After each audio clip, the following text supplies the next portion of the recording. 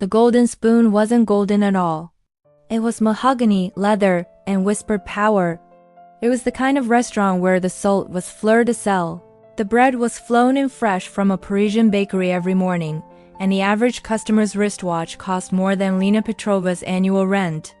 Lena was 24, small, perpetually tired, and deeply, desperately poor. She was one of the invisible women of the Golden Spoon, gliding through the opulent dining room in a black uniform that was always slightly too tight, carrying trays of foie gras and vintage wine. Her entire world was currently focused on one goal: sending enough money back home to Kyiv for her grandmother's critical medication. Her poverty gave her a unique strength. She had no fear of losing her job, because a job was just a means to an end. This detachment allowed her to see things the others missed. And what everyone missed, or rather, actively avoided seeing, was the girl in the back booth. The booth mahogany naturally was reserved exclusively for Silas Rossi, the man known in the shadows of the city as the architect. He wasn't just a powerful businessman. He was the head of the Rossi Syndicate, a name spoken only in hushed, terrified tones by those who understood its weight. Silas Rossi demanded silence and perfection. His table was always pristine, his service prompt, and the surrounding patrons treated the area like a magnetic exclusion zone. But Silas rarely dined alone. Seated opposite Silas, always impeccably dressed in custom silks and wool, was his daughter, Isabella. Isabella Rossi was 12 years old, with eyes that held the liquid, bruised sadness of a twilight sky.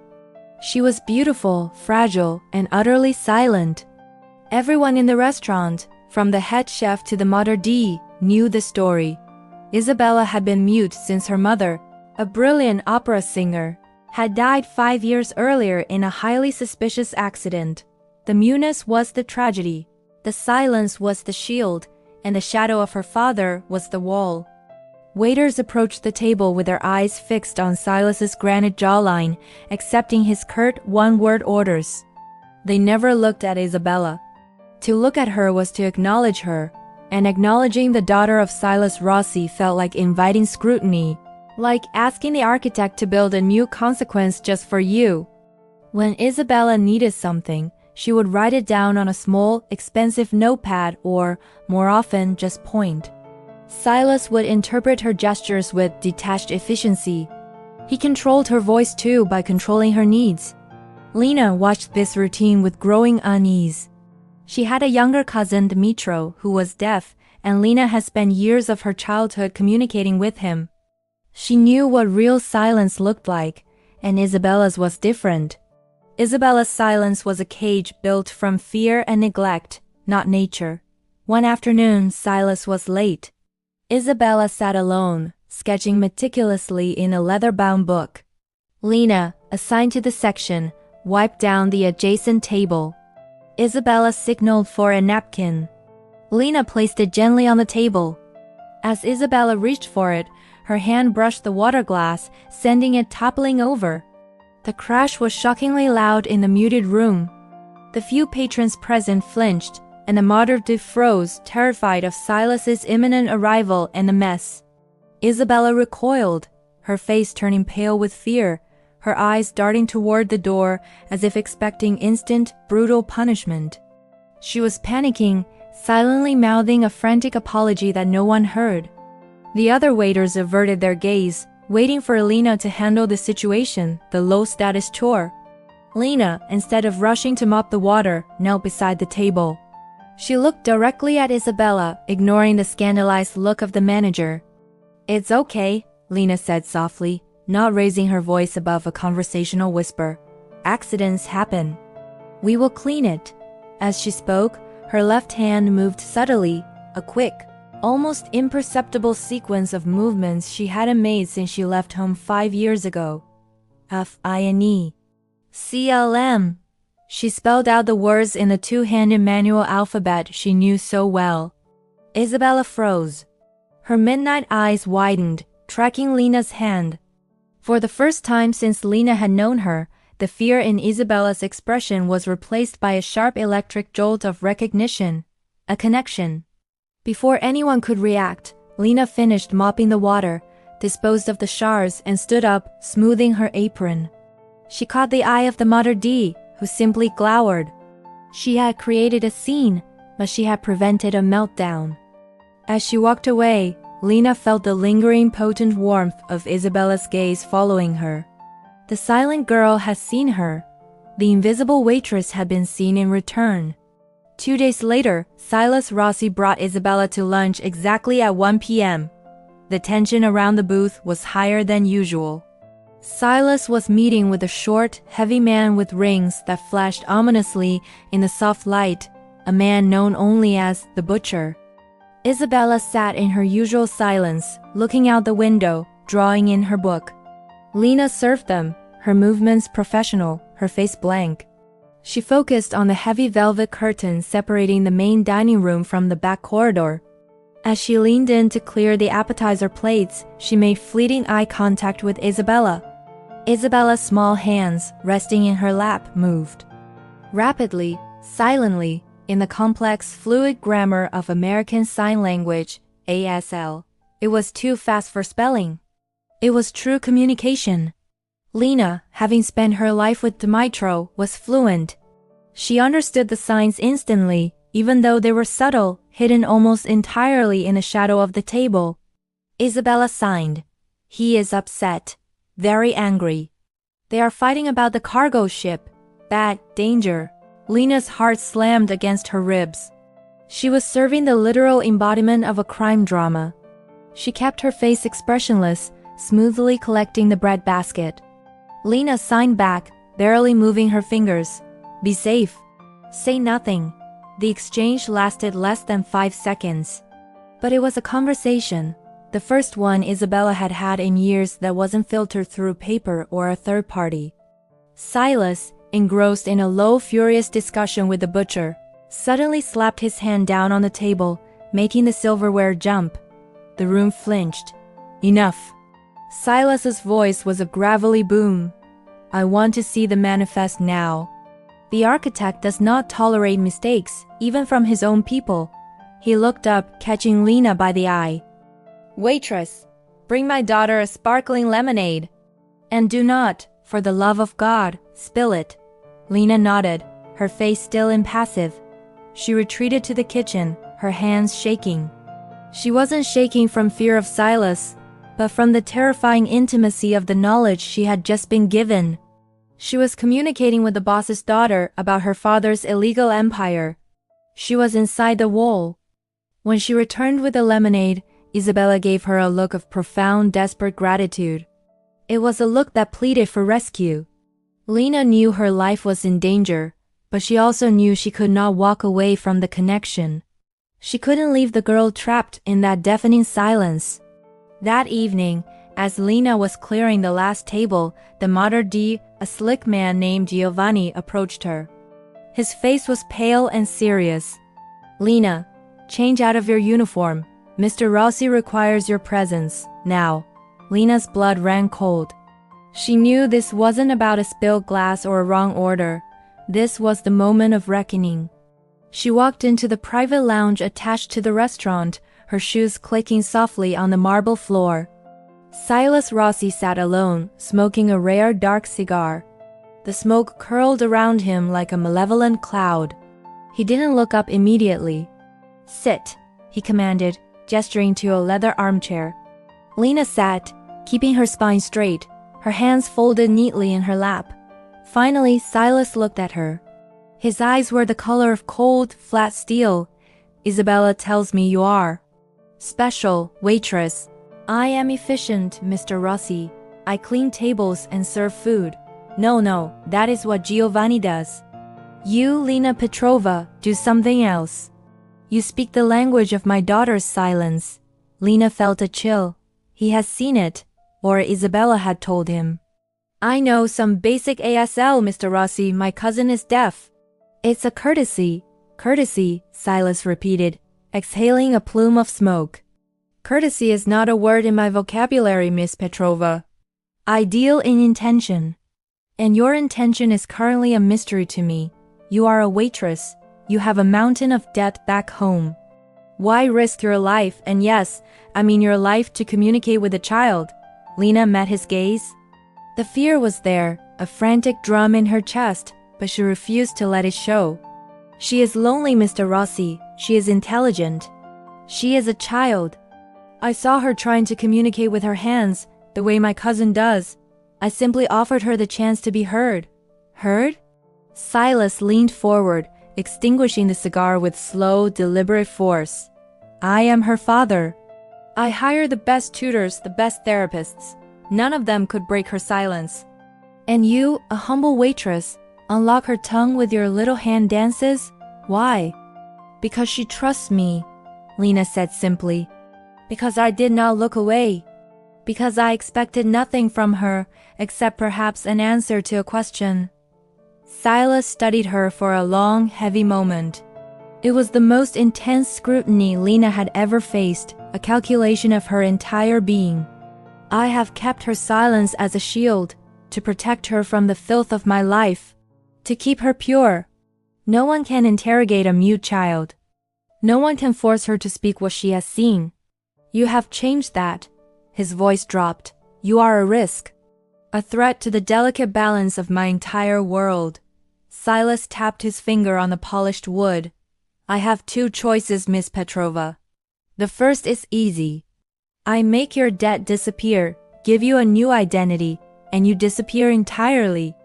No one will ever see you again, and Isabella's silence returns. Lena remained still. And the second? The second is that you stop being a waitress. You become Isabella's private tutor, companion, and translator. You will live in my home. You will be paid a salary that will not only erase your debt, but will allow you to buy the entire village your grandmother lives in. You will be wealthier than most of my lieutenants. He paused, a predatory smirk touching his lips. But you will be my prisoner too. You will speak only what Isabella signs, and only when I permit it. You will teach her, yes, but your loyalty must be to me. If you ever use this language to conspire against me, or if you ever tell anyone what you know, I will not only execute you, but I will erase every trace of your family from this world. Is that understood? The threat was terrifyingly specific. It was a contract written in blood, fear, and gold. Lena took a slow breath. Her life as a waitress was a slow, exhausting death. This was instantaneous danger, but it offered an escape, a power, and a chance to truly help Isabella. I accept the second option, Mr. Rossi, Lena said, her voice steady. But I have one condition. Silas's eyebrows rose in surprise.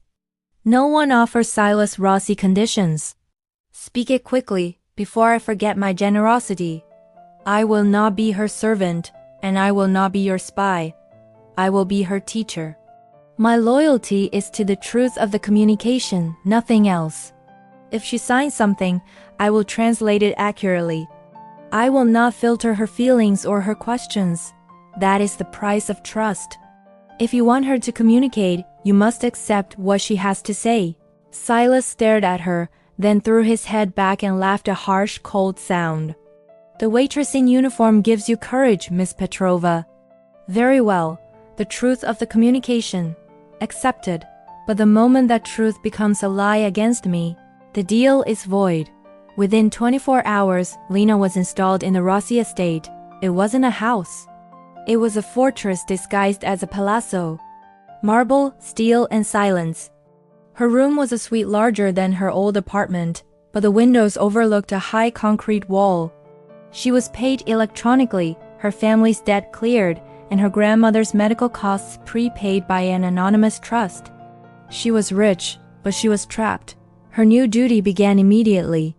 Isabella, once withdrawn, clung to Lena like a drowning person clinging to a buoy. Their communication was a torrent of silent, expressive conversation. Isabella was brilliant, fiercely curious, and desperately lonely. She used ASL to ask a million questions about the outside world, about normal things, school, friends, movies, and most poignantly, her mother. Isabella signed. Did you know my mother? She sang. Did she sing to you? Lena signed. No, sweet girl. But my mother sent to me. She told me your mother had the voice of an angel. A beautiful, true voice. Isabella wept silently into Lena's shoulder, the first true tears Lena had seen from her. Silas watched them through the one-way glass of his study or through the discreet, hidden cameras in the sitting room. He watched his daughter laugh for the first time in years, the laughter silent, communicated only through the joy in her hands. It was a miracle, but it was a miracle he couldn't touch. He would interrupt their sessions, demanding to know what they discussed. Lena would translate with meticulous honesty. She says she hates the color of the new curtains in the library. Mr. Rossi. She asks why you don't let her go to school with the other girls. She says she misses her mother's voice and she wishes you would talk about her more. Silas would recoil from the emotional honesty, sometimes shouting, "Tell her to stop focusing on trivialities. Tell her I am protecting her." Lena would simply sign the message without judgment. And Isabella would meet her father's rage with a steady, sad look and sign back a defiant, silent, "What, why?" Over the weeks, Lena realized that Isabella's muteness was a shield, but it was also a choice. She had suffered a psychological aphonia, a trauma-induced inability or refusal to speak, not a physical impairment. One evening, while working on a complex sentence structure in ASL, Isabella signed something chilling. Isabella signed. They fought. The night Mama left, Papa yelled. Mama yelled louder. Then, silence. I saw him talking to the driver later. The driver never came back. The realization struck Lena with the force of a blow. Isabella hadn't just lost her voice. She had lost her voice to protect herself from the terrifying reality of what she had witnessed, a confrontation, likely involving Silas, and the subsequent disappearance of a witness. Her silence was her alibi. Her muteness was her survival strategy. Lena, shaking internally, signed back slowly. This is a very old memory. It is safe now. Your hands are speaking for you. Isabella looked at the security camera mounted discreetly in the corner. She signed. Safe? He hears everything I say to you. But he cannot hear the feeling. That was the key. Silas could control the words, but he couldn't control the emotion or the context conveyed by the silent language. The signs were the argent key to the iron prison of the Rossi estate. Lena knew that if Silas ever suspected the depth of Isabella's knowledge, the danger to both of them would multiply tenfold. The political atmosphere inside the Rossi syndicate was heating up. Silas was tense, his meetings more frequent and shorter, his demeanor darker. He began to distrust everyone, even his most loyal soldiers. One afternoon, a man named Marco, Silas's longtime financial advisor, came to the estate. Marco was usually smooth and jovial, but today he was sweating and his hands trembled as he held a briefcase. Silas met Marco in the library, a room with thick, noise-dampening walls. Isabella was supposed to be doing her homework in her room, but she had slipped down to the hallway outside the library, pretending to read a book near the closed mahogany door. Lena was with her, sitting on a nearby divan, pretending to grade papers. The voices inside the library were muffled, but Silas's tone deep, cold, and laced with menace penetrated the thick wood. Suddenly Isabella's head snapped up. She looked at Lena, her eyes wide with terror, and her hands began to fly, her fingers forming urgent, desperate shapes in the air. Isabella signed. Marco is lying. He is saying a name. P-I-D-R. He said the money is gone. The GREN CRRGO. Marco is afraid he will be sent to the basement. He is lying about the delivery date. Lena's mind raced. The green cargo, a code name for the large shipment of illicit goods Silas was waiting for. The Spider, a known rival boss from the south, notorious for double-crossing. This was more than gossip. This was high-stakes intel that could destabilize Silas's entire operation and potentially lead to violence. Lena was now holding information that could cost lives, including her own. Lena signed back, her hands trembling slightly. Stop. You must not sign this to anyone else. Not even to me again. Put it out of your mind. Isabella signed desperately. But Papa doesn't know. Marco is telling him the shipment is delayed by weather, but the spider took it 10 days ago. He is planning a war. Papa is blind. Lena faced the impossible dilemma. Her contract demanded loyalty to Silas in the sense that she was not to conspire against him. But Marco's lie meant Silas was walking into a trap set by the spider. If the architect fell, the syndicate would crumble, and Isabella, his greatest weakness, would be left exposed to their enemies. Lena was now a prisoner of her own empathy and the deadly secrets of a mute girl. If she told Silas what Isabella signed, she would expose Marco, but she would also expose the full scope of their secret communication, including the dangerous knowledge Isabella possessed. Silas would realize that he was only controlling the conversation he allowed to happen, not the information itself. His control, the only thing he valued, would be destroyed. If she said nothing, Silas could be killed, and Isabella's life would be ruined. Lena chose a middle path, one designed to preserve Isabella's safety and perhaps teach Silas a lesson about trust that didn't involve violence. That night, during dinner, Isabella was tense. Silas, still fuming from his meeting with Marco, was short-tempered. "Isabella," Silas said sharply. "What do you wish to discuss with your hands tonight? Tell me some nonsense about the world." Isabella looked at Lena, signed a quick question, then signed her statement. Lena translated, her voice calm. She says, "Father, I read a passage in the history book today about betrayal. It said that the cleverest traitors always look the most trustworthy, and they never rely on nature, only on human greed, for their alibis." Silas paused, his fork half raised. He narrowed his eyes at Lena. "That is a very philosophical translation, Miss Petrova. Is that exactly what she signed?" "It is the exact meaning of her signs regarding the context of the word traitor. Mr. Rossi, she is reflecting on her reading." Lena lied, effortlessly blending truth and deception. Silas dismissed it as a child's musing, but the seed of doubt was planted. He looked at Marco's sweating face from the afternoon. Human greed, not nature. The weather delay Marco cited has seemed unusually prolonged. The next morning, Lena executed the second and riskiest part of her plan. She used the estate's secure computer, pretending to research ASL educational materials.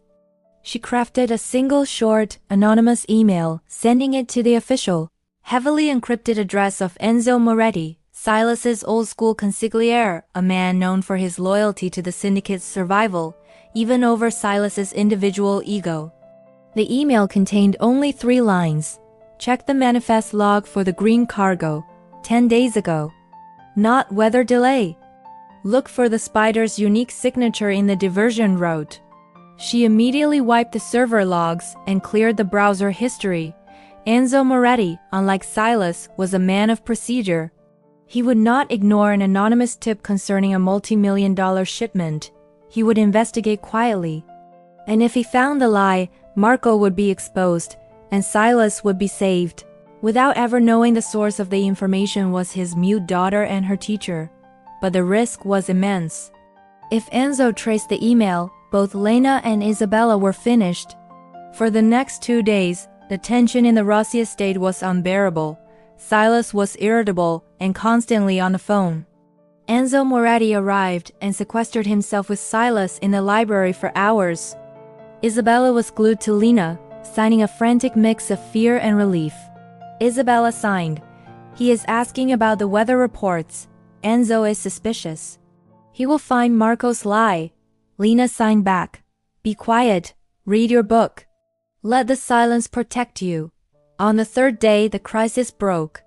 The roar of Silas's voice shook the very foundation of the palazzo. He was screaming, a sound of betrayal and wounded pride. Guards stormed the library. Minutes later, a petrified Marco was dragged from the room, his briefcase abandoned, his pleas muffled by the closing door. Silas had been betrayed. The spider had, indeed, stolen the cargo 10 days ago, using Marco's internal access to fake the records and blame a mythical storm. Silas emerged from the library, his face a mask of cold, controlled fury. He walked straight toward Lena and Isabella, who were sitting in the atrium. He stood over them, his large frame dominating the space. "You," he spat, looking at Lena. "You knew." Lena stood, meeting his gaze. "I knew nothing, Mr. Rossi. My work is with Isabella's hands, not your manifest. Don't play games." Silas roared. Marco's betrayal was so perfect, so deep, only a psychic or an insider could have uncovered it. Who told you? Did Enzo contact you? Did you read a secret ledger? How did I find the truth the moment my daughter started communicating again? He stared at Isabella, who had shrunk back, her face pale. Did you tell her, Isabella? Did you use your hands to tell her what you saw? Isabella, terrified, simply shook her head vehemently, clutching Lena's skirt. Silas looked back at Lena, his eyes narrowed to slits. Tell me the conversation you had the day I met with Marco. Every single sign. Lena took a deep breath. This was the moment. She could give him the philosophical lie she gave him before, or she could use the true language to deliver the final, most devastating truth. On that day, Mr. Rossi, Lena said, her voice clear and strong, Isabella signed about a chapter in her history book, reflecting on the fact that traders use alibis of convenience, like the weather, to hide their greed. I translated that exactly as I did at dinner. I do not monitor your business. I only monitor her communication. Silas took a step closer, his body radiating pure danger. You lie. You orchestrated this. You used her silence as a weapon against me. You are right, Mr. Rossi, Lena conceded, surprisingly calm. I used her silence as a weapon. But not against you. She gestured to Isabella, who was now weeping, watching the terrifying confrontation between the two people who dominated her life. I used her silence against the prison you built for her. Lena stepped between Silas and Isabella, shielding the girl. She saw something that night her mother died. Something that destroyed her childhood. She watched you become the man who valued control over comfort and silence over truth. She went mute because she knew that silence was the only thing you couldn't punish her for. She signed to me about Marco and the spider because, despite everything, she still loves you, and she was afraid of losing the only parent she had left. Silas was speechless, his face contorted in a mixture of rage, confusion, and dawning, unbearable pain. She gave you the clue, Mr. Rossi, because she needed you to trust her, but she couldn't speak it. Because she knew that if she spoke you would realize how much she knows about your world, and you would silence her forever. The silent language was the only thing you allowed her to possess, so she used it to save you. She took Isabella's trembling hand. She is a witness, a victim, and a brilliant, lonely girl. You hate this language because it is the one thing you cannot control. The one thing you cannot buy, and the one thing you cannot force her to use for your benefit. Silas pointed a furious, shaking finger at Lena. If she is so loyal, tell her to speak. Tell her to use the voice I gave her. Lena turned to Isabella, tears streaming down her own face. She signed, clearly and deliberately. Isabella, your father is trapped. He saved his life, but he lost his heart. He needs to hear you. He needs to know you are whole. No more silence, little bird. You are safe. You are loved. Speak now. Isabella looked at Lena, then at her father. The weight of 5 years of silence, fear, and grief seemed to settle on her small shoulders. Her mouth trembled. She had not made a sound since she was 7. Silas waited, his expression ravaged. His power, his billions, his entire empire hung in the balance of a single sound.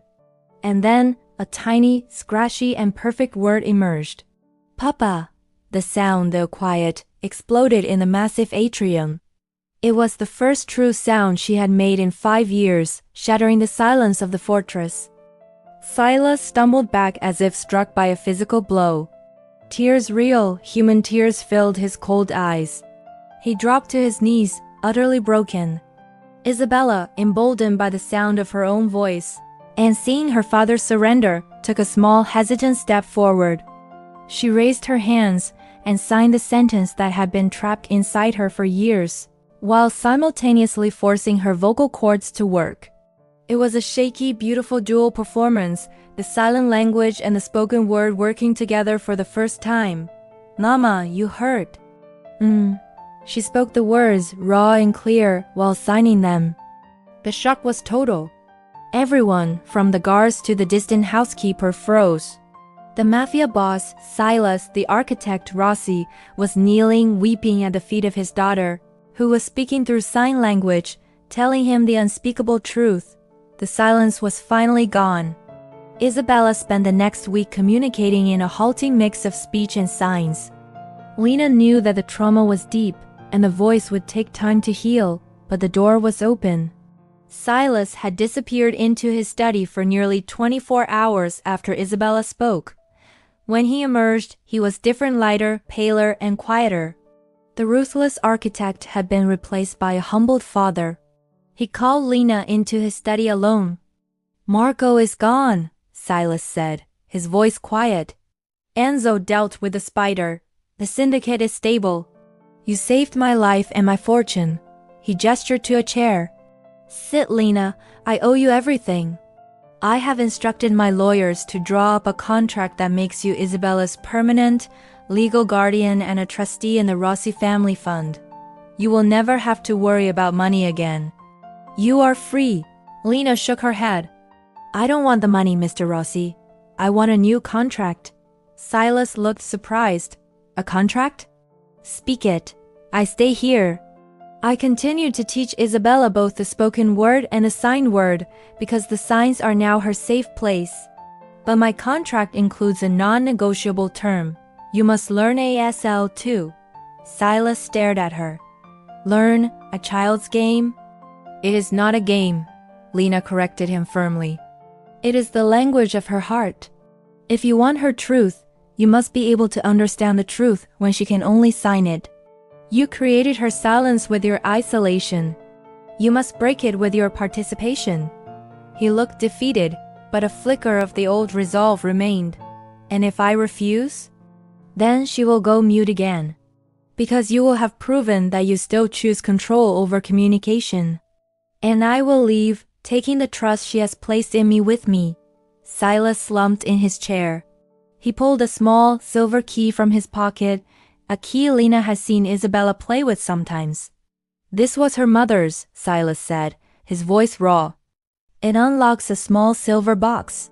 Inside are her mother's diaries and all the documents that explain that terrible night 5 years ago. I kept it secret to protect Isabella from the truth, but I see now. The truth is better than the silence." He slid the key across the massive desk. "You may give it to her. And I accept your contract. I will learn the language of my daughter's heart. My new lesson begins now." Lena stayed. Not as a tutor or a prisoner, but as a bridge. The change in the Rossi household was profound. Silas, the terrifying architect, was now a clumsy student. He would sit with Lena and Isabella, his massive, powerful hands fumbling over the delicate, fluid movements of the manual alphabet. Isabella, regaining her voice, would sometimes laugh the first sound of genuine, unburdened joy in the house, as her father struggled to form the sign for sitting between the boss and his daughter, realizing that she hadn't just saved a girl, she had redeemed a man and his soul. She had traded her poverty not for wealth, but for power, the power of connection. One evening, Silas came to Lena, his face triumphant. He signed a complex sentence, perfectly formed. "I see you. I love you. I am sorry." He had signed the sentence not to Lena, but to an empty space in the air. "Translate that for me, teacher," he asked, his voice thick with emotion. Lena smiled, a deep, genuine smile that banished the tiredness from her eyes. "There is no translation necessary, Mr. Rossi," Lena said. "That language is universal." She watched him walk over to Isabella, who was doing homework, and signed the words to her. Isabella smiled, a radiant, open-hearted smile, and signed back. "I know." "Thank you." Lena's life was completely transformed. She was still sending money to her grandmother, but now she was doing it from a position of strength, safety, and immense purpose. She was the one woman who had dared to speak to the silent daughter of the Mafia boss, and in doing so, she had shocked everyone, including the man himself, by showing that the most dangerous power in the world wasn't corruption or violence, but the clear, undeniable honesty of a word, whether it was spoken with the voice or with the hand. The waitress had found her voice, and in turn gave the daughter of the architect her own.